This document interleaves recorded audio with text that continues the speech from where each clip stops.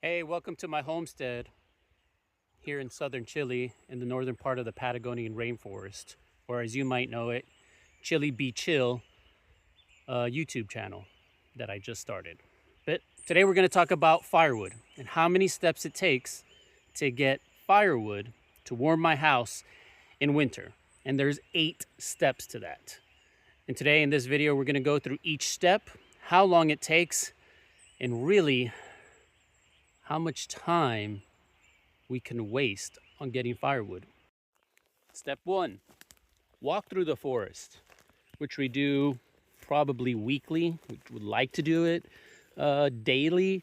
During the summer it's possible, but not during the winter, because here it's really rainy and cold during the winter. We don't get snow very rarely. But step 1 is finding the trees that have fallen. I don't know if you could see that there.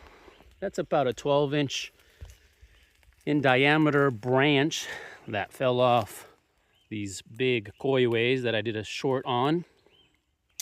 And these coihues actually can live up to about 600 years or more, and they get about anywhere between 120 to 160 feet tall. Pretty amazing trees.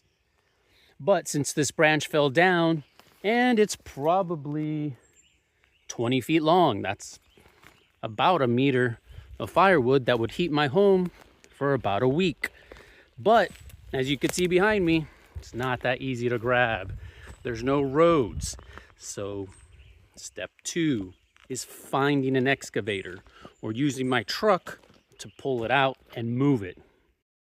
In step 2, moving that firewood, we need to find a place where we can collect them, store them, typically for about 6 months before I start chopping them up.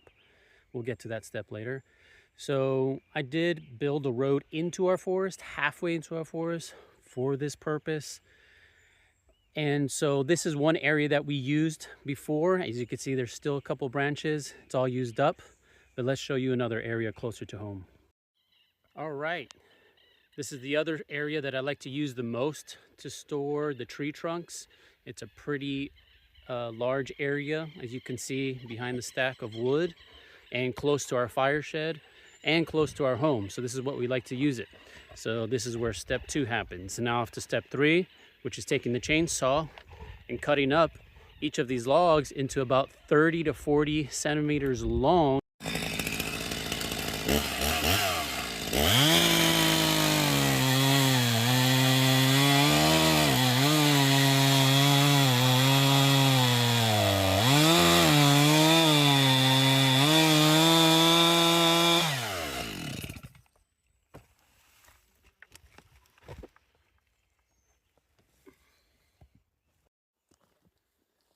You just saw step 3, which is the chainsaw cutting up those trunks into 30 to 40 centimeter wide pieces so that I could stack them and move them, so then I could chop them up.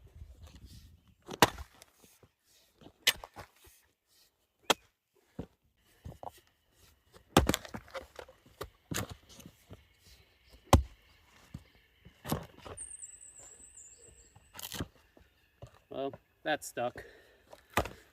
All right, step number 5.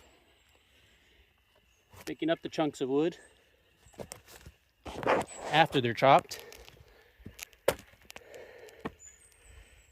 and stacking them.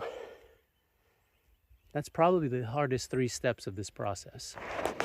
All right, so after we've stacked them, we need to let them dry out. Although they are pretty dry already, but like you could see today, it's raining, so we need to protect them. So what do? Buy agricultural plastic that they use to cover hay or silo, grass that's been pre-cut, and we cover it to last through the winter months, and typically stays on until we go to the next step, which is step number 7. When there's room in the fire shed, we grab this wood that's been under the plastic and remove it into our fire shed when there's room. And here is our fire shed. So you can see we have one side that's pretty full that we'll use this winter, and that's pretty been sitting for about 2 years. It's pretty good. Then you have this side that we've used. The pieces behind me were cut too long, and I'll tell you why that at the end. I didn't cut them. As you can see, this is the size I need. And that's the sizes that were cut. Won't fit in my fire stove. Which brings me to the last step, bringing all the firewood from here to my house. So in that last step, we bring the firewood in to the house, stored under the fire stove, and that's it. Put it in the fire stove when it gets cold. That area under there, I designed it and got it a metal fabricator to make it for us, and that stores about 2 to 3 days worth of firewood. All right, so in conclusion, we went through all the steps it takes me to get firewood, from moving the trees, chopping it up, chainsaw, and moving it into my house. I didn't even count the last step, which is actually putting the firewood in my wood stove to heat my home. So, is it worth it? Is it worth the time? Is it worth the energy? Well, for the sake of my sanity, I'm not going to try to add all that time up. But it does save me money, because I don't want to pay $50 to $80 a cubic meter just to get firewood, plus the transportation to get out here. So that's the reason why I bought land with a lot of forest, so that we never run out of how to heat our home. Now, I have found some ways to cut the corners. And how do I do that? Well, remember those pieces of long pieces of firewood in the woodshed? Well, that was cut up by a friend. I offered him the chance to come get firewood for free if he came, cut it all up, and moved it into my fire shed, and he kept 50%, I kept the other 50%. It worked out great. But because we live so far from them, he can't do it all the time.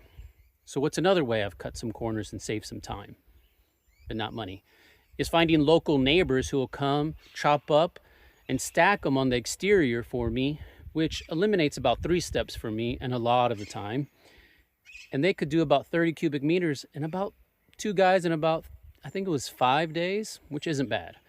But now I'm end up paying $7 to $8 a cubic meter for them to do that. At the end, we really don't have too much of a choice, because I don't want to be spending money and I'm not rich.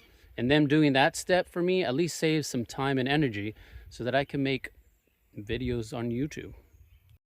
Well, I hope you've enjoyed me explaining how we get firewood to heat our home and all the steps it takes and the time it takes. Well, with that, cheers from Chile.